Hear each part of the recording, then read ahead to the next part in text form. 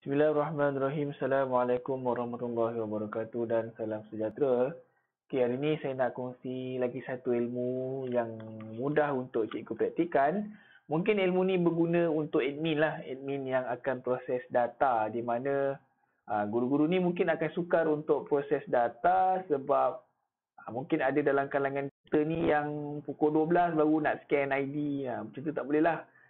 Ataupun ada yang pukul 10 baru nak tercari-cari ID. Sepatutnya dia masuk je sekolah, dia kena terus scan, tapi mungkin sebab dia ada kekangan lain dan dia terlupa, so mungkin pukul 10 tu baru nak scan. Dan pada waktu yang sama, cikgu yang bertanggungjawab ni juga perlukan masa sebenarnya untuk generate data ataupun generate laporan untuk dihantar ke pejabat pada setiap hari. So saya ada satu cara untuk tutup sistem ni dan buka sistem ni secara automatik pada masa yang telah kita tetapkan.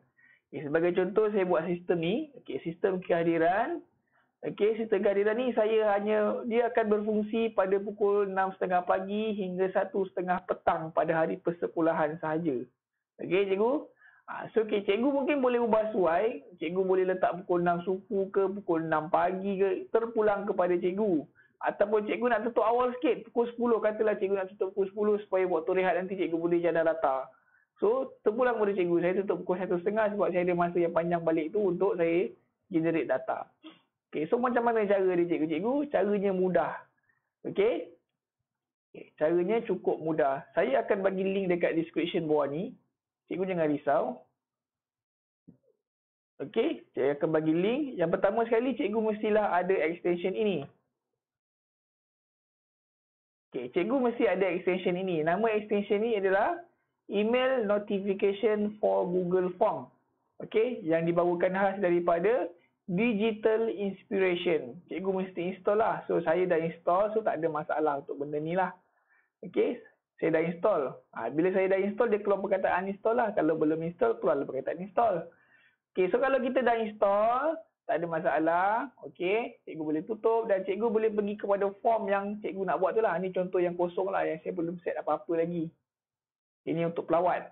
Katakanlah untuk pelawat ni, saya nak tetapkan limit masa. Nak buka pukul berapa, nak tutup pukul berapa, automatik lah. So saya tak payah terkejar-kejar lagi. So contohnya saya perlu masukkan add-on nama dia. Apa ni? Dekat sebelah sini ni ada add-on. Cikgu klik add-on. Cikgu klik kepada ini. So kalau dah install, dia memang akan keluar automatik kat sini. Cikgu tak payah restart komputer pun. Dia memang akan keluar kat sini. So cikgu klik ini. Dia akan keluar macam ni. Cikgu klik limit form responses. Nampak ni? Limit form responses. Cikgu klik ni. Akan keluar macam ni. Cikgu sabar sekejap. Dan dia akan keluar paparan yang macam ni. Dia akan tanya nak buka waktu bila, tarikh bila, nak tutup tarikh bila. Ini mungkin berguna untuk orang-orang yang nak buat pertandingan lah. Diperlukan pendaftaran online. Contohnya, sebelum ni saya buat ada yang pernah tengok lah, ada sekolah tu buat pertandingan syair ke, pertandingan hoki ke, dia akan buka form pada hari tertentu dan tutup juga pada hari tertentu.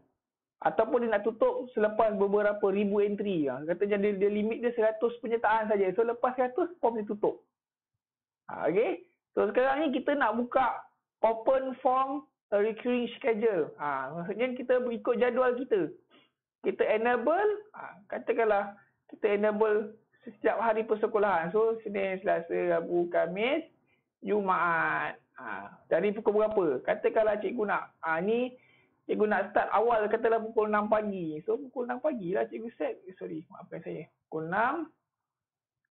6 pagi sampai katakanlah pukul 10 pagi cikgu nak tutup. Cikgu klik pukul 10 pagi, dah siap. Cikgu pastikan cikgu pilih time zone yang betul. Yang 13 di pukul 1, 14 nombor 2. Ni. Dan cikgu boleh tinggalkan mesej dekat sini. Sebagai contoh, cikgu tinggalkan mesej dekat sini. Harap maaf. Maafkan saya, harap maaf, sistem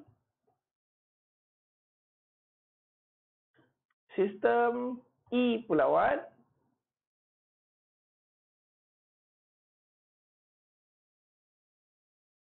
hanya akan beroperasi mulai pada jam 6 pagi hingga jam 10 pagi pada waktu persekolahan sahaja.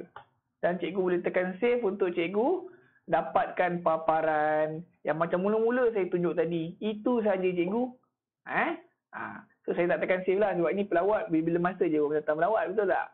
Okey. So bila cikgu dah tekan save, so andai kata cikgu buka selepas daripada pukul 10 pagi, dia akan keluar paparan yang macam ni. Saya tunjuk contoh Dia akan keluar paparan yang macam ini. Dah cikgu Okey, dia akan keluar paparan yang seperti ini. Harap maaf macam ni. Apa yang saya tulis tadi lebih kurang lah cikgu.